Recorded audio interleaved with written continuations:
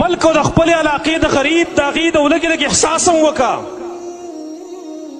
یوازې دا مه وه چې زما بچي دي، یوازې دا مه وایه چې روژه ما نیولې ده، بلکې دا بچي د غریب سړي مشته دی او دغه روژه غریب سړی هم نیسي. نو که ستا په 2 روټو باندې کار کیږي نو 1 روټۍ خیر دی ګاونډ ته ولېږه، 1 روټۍ دی غریب له ورکړه، د هغې پیسې غریب له ورکړه. دا غریب به څه کوي؟ او دا ورته یقینا وایم چې خاص کر په دې حالاتو کې چې اوس کوم حالات دي، په دې کې به څه کال ډېر غریبانان خلک هغوی به د روژه ماتي په ټیم کې دې وره ته ګوري چې څوک به څه خوراک راوړي که را به نه وړي.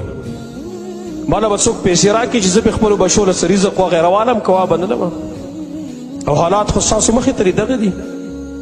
که یو چا ته 12,000 روپۍ میلاو شي نو 12,000 روپۍ دی څه شی؟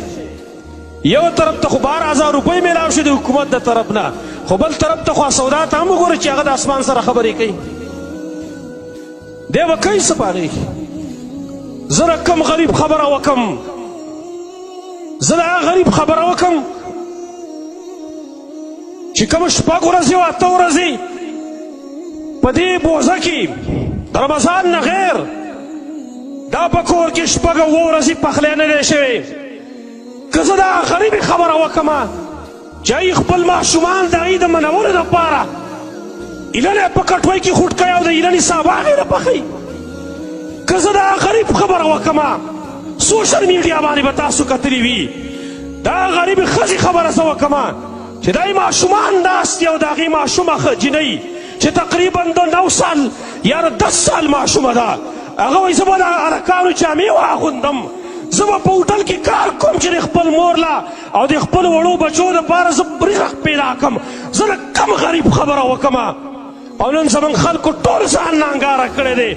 رسول الله صلی الله علیه وسلم خو دا فرمایلي وو هغه سړی مؤمن نه دی چې کوم سړی ځان له په مړه خېټه باندې شپه تېره کړي او خوا کې ګاونډي په نار باندې شپه تېره کړي. دا سړی خو مؤمن نه دی. انما المؤمنون كجسد واحد ان اشتكى بعضه اشتكى كله. د ټولو مؤمنانو مثال خو د یو بدن غوندې حیثیت لري. که بعض حصه هغه درد کوي تمام بدن درد کوي او د هغوی پریشانوي. پکار دا چې موږ د هر غریب په پریشانۍ باندې پریشانه شو.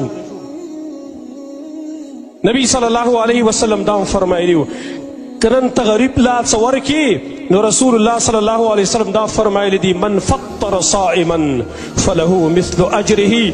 چا چې روژهدار ته روژه ماتې ورکړو د هغه دپاره به دومره ثواب وي څومره چې د روژه په خپله نیولې ده.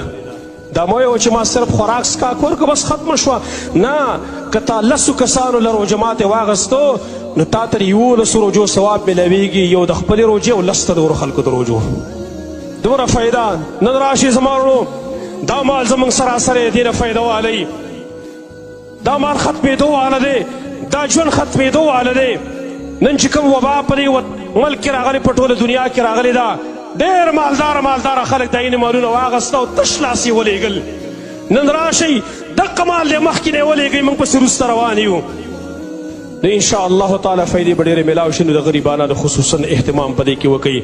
الله رب العالمین نه سوال دی چې الله رب العالمین به موږ دا رمضان روژه په خیر خیریت سره تېره کړي. الله دې دا وبا د دې ټولو مسلمانانو د ملکونو نه اوچته کړي.